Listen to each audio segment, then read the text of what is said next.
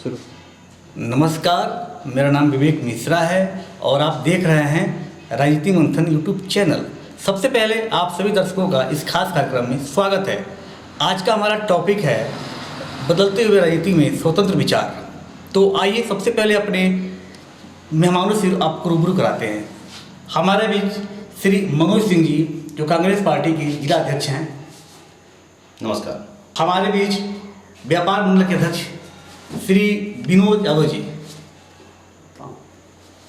तो आइए अपने इस कार्यक्रम को आगे बढ़ाते हुए सबसे पहले, और सर आप लोग कैसे हैं? बढ़िया, शानदार। ठीक है सर। तो हमारा जो आज का टॉपिक है कि बदलते हुए राजनीति में स्वतंत्र विचार। तो मेरा आपसे ये सवाल है कि ये बताइए कि पिछले एक दशक में और अब के वर्तमान समय में क्या ऐसे बदलाव हुए हैं या क्या बदलाव होने चाहिए जो जिससे हमारे आम जनता को संतुष्टि मिले? देखिए, पूरे 10 साल में राजनीति पूरा उलट पुलट गई। जो राजनीतिक पहले परिदृश्य हुआ करता था वो आम जनता के जुबान और आम जनता के जो विचार थे उसको जो क्षेत्रीय लीडर, जो आम जनता का विचार हुआ करता था और जो मन में तकलीफ है या कोई समस्या है क्या है, तो जो क्षेत्रीय लीडर हुआ करते थे वो उनके घर जाते थे, क्षेत्र में जाते थे और उससे अपने आप को जोड़ते हुए सदन में मामले को उठाते थे। लेकिन अभी विगत 10 सालों से मैं देख रहा हूँ कि जो क्षेत्रीय नेता हैं वो विलुप्त होते चले गए हैं, हाशिए पर है, उनका कोई वैल्यू नहीं रह गया है। सीधे शीर्ष को देखकर आम जनता वोट दे रही है। लोग कह रहे हैं कि हमको पीएम बनाना है, तो सीधे पीएम बनाने का कोई प्राविधान देश में नहीं है। हमारी जो संविधान की संरचना है उसमें विधायक और सांसद चुनने का प्राविधान है, जनता सांसद और विधायक चुनती है। लेकिन आज के परिवेश में हम सीधे क्या कर रहे हैं, पीएम चुन रहे हैं। तो ये कहीं ना कहीं हमारा जो संवैधानिक व्यवस्था है, जो ढांचा है, वो 10 सालों में बिगड़ा है। तो मैं तो यही कहूँगा कि इसमें सुधार होना चाहिए और जो ये संरचना बिगड़ी है पुनः जो है अपने मूल संरचना। ठीक है सर, ये बताइए कि मैं अभी देख रहा हूँ कि जो जितने बड़े व्यापारी हैं उन्हें तो कोई प्रॉब्लम नहीं हो रही है, लेकिन जितने छोटे व्यापारी हैं वो परेशान है इस गवर्नमेंट से। बोल रहे हैं सरकार ने टैक्स बढ़ा दिया है, ये कर दिया वो कर दिया। इसमें सर आपकी क्या राय है? आप तो खुद व्यापार मंडल के अध्यक्ष हैं, तो सर आपकी क्या राय है? आपको क्या लगता है सरकार से क्या लाभ है, क्या नुकसान है? जी बिल्कुल सही जी। देखिए, तमाम प्रकार के टैक्स इस बार गवर्नमेंट ने नए टैक्स जो कर लगाए हैं, जैसे जीएसटी है, आपका अन्य भी और भी टैक्स है और इसका कोई मानक नहीं है। जीएसटी का कोई मानक नहीं रखा है सरकार ने। ये जीएसटी कई जगह लग रहा है। एक प्रोडक्शन पे एक सामान कोई प्रोडक्शन है तो उस पर एक जगह जीएसटी लगना चाहिए, लेकिन ये जीएसटी जहाँ प्रोडक्शन हो रहा है वहाँ भी लग रहा है, रिटेलर के यहाँ भी लग रहा है, जो थोक व्यापारी उसके यहाँ भी लग रहा है। तो जिसको राहुल गांधी जी गब्बर टैक्स के रूप में इस समय कह रहे हैं कि गब्बर टैक्स है, भारतीय जनता पार्टी ने जो ये लगाया है, वर्तमान सरकार जो चल रही है, इन लोगों ने जो टैक्स लगाया इससे तमाम व्यापारी टूट गए हैं। जो टूट गए हैं उनकी पूंजी खत्म हो गई और काफ़ी नुकसान में चल रहा है व्यवसाय इस समय। और छोटे मध्यम वर्ग के जो व्यवसायी हैं समझिए एकदम बर्बाद हो गए हैं और दयनीय स्थिति है उनकी इस समय। और इस पर अगर सरकार नहीं कोई नया और जनता का परिवर्तन करती है, नई सरकार आती है तो इस पर विचार या फिर यही सरकार आती है तो परिवर्तन जरूरी है इसमें कि इस पर जरूर संशोधन होना चाहिए। टैक्स में जो संशोधन सर ये बताइए आप कि जो इंडिया गठबंधन जो सरकार बनाने जा रहे हैं जी, तो क्या आपको लगता है कि इससे कुछ बदलाव आएंगे? बहुत बड़ा बदलाव आने जा रहा है। पूरे देश में लोकतंत्र बचाने की बात चल रही है। जो इंडिया गठबंधन में जितने भी पार्टी के लोग, जो नेता जुड़े हुए हैं, उनका मकसद किसी सत्ता को बदलना नहीं है। उनका मकसद है कि जो हमारी मूल संरचना है हमारे संविधान का वो बचा रहे, क्योंकि सरकार अपने निजी फायदे के लिए तमाम ऐसे संशोधन करते चली जा रही है जिसका आम जनता से कोई लेना देना नहीं। अभी इलेक्ट्रोल बॉन्ड एक आया था, आपको जानकारी होगा। इलेक्ट्रोल बॉन्ड कानून क्या था? ये कानून था कि जिसमें हम किसी भी संगठन से, किसी भी व्यक्ति से इलेक्ट्रोल बॉन्ड खरीदवा कर अपने पार्टी के रूप में चंदा ले लेंगे और इसका डाटा, इसका कोई भी चीज़ आम जनता को नहीं बताएंगे। जबकि संविधान में प्राविधान है कि हर व्यक्ति को ये अधिकार है कि किसी भी राजनीतिक पार्टी या किसी भी सरकार में क्या खर्च हो रहा है, क्या आ रहा है, क्या जा रहा है, आय व्यय का लेखा जोखा ले सकता है।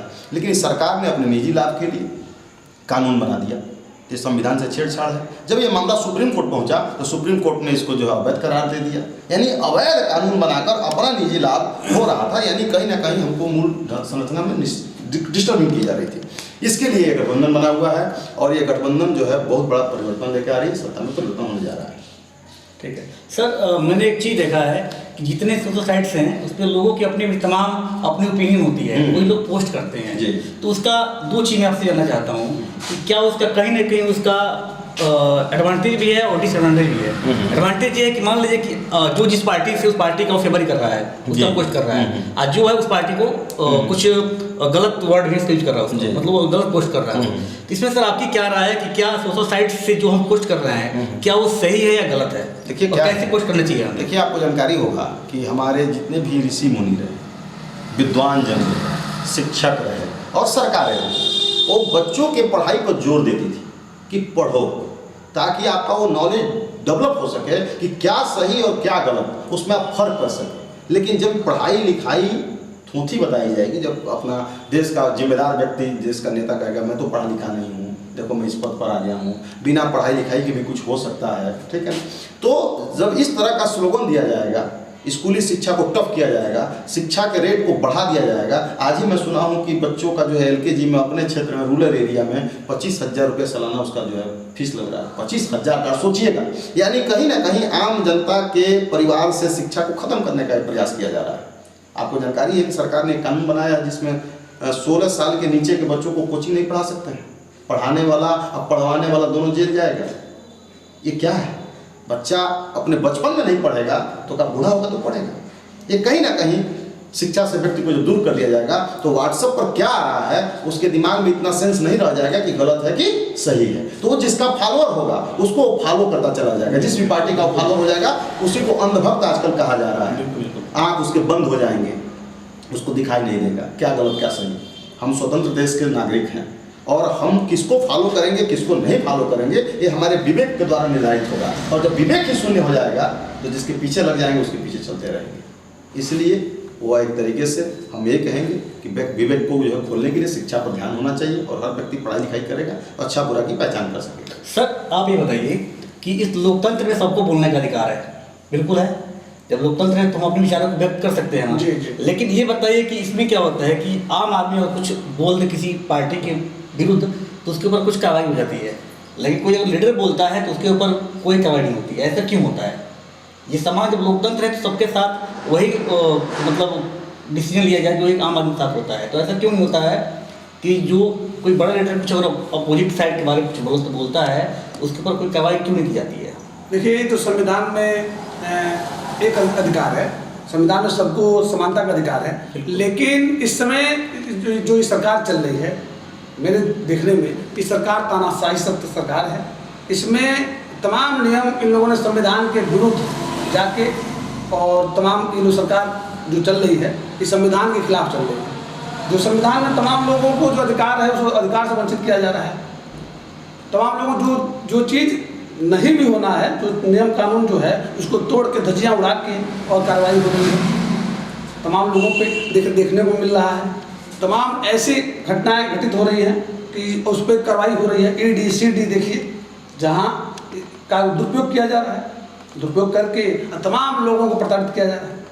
आम जनमानस भी इस चीज़ को देख रहा है, पूरा देश देख रहा है। तो क्या कहिएगा, सरकार इसका मेन दोषी तो सरकार है। सर तो ये बताइए कि अगर 10 सालों में ये लगता है कि सरकार ने कुछ नहीं किया है, तो हमने तो देखा है कि अब पहले गाँव में अच्छी सड़कें नहीं थीं, नालियाँ नहीं थीं, आप घर में किसी के घर से शौचालय नहीं था, मकान नहीं था, सिलेंडर लेने जाते थे तो कई महीने लगते थे।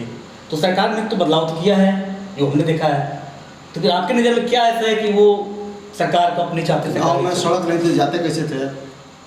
सड़क में बदलाव नाली नहीं थी, पानी जाता कहाँ? नहीं सर, बिल्कुल आपको जानकारी होगा जी कि अगर एक दिन बारिश हो जाए और पानी निकलने की व्यवस्था ना हो तो गांव गली डूब जाता है। जानकारी है ना? बिल्कुल सर। तो क्या आपका मानना है कि पूरा भारत डूब जाता था?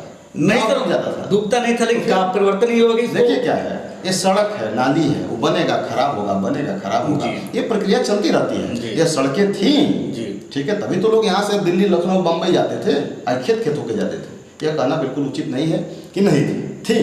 और ये स्ट्रक्चर का काम है, ये प्रतिदिन होता रहता है। क्या आज के डेट में जो सड़कें बन गई फिर बनाने की जरूरत नहीं पड़ेगी? फिर बनाने की जरूरत पड़ेगी। जनसंख्या बढ़ती चली जाएगी, सड़कें बनती चली जाएंगी। सड़क जो आज बनी है टूटेगी फिर कल बनेगी। तो ये प्रक्रिया जितनी भी सरकारें आई गई होता रहा है। हाँ, ये रिपेयरिंग का काम कर रहे हैं, सड़कें बनाने का काम कांग्रेस ने किया था। ये आपको याद रखना चाहिए। देश में रेलवे की जो ढांचा है, जो रेल पटरियाँ हैं, कांग्रेस के ज़माने में बनी थी।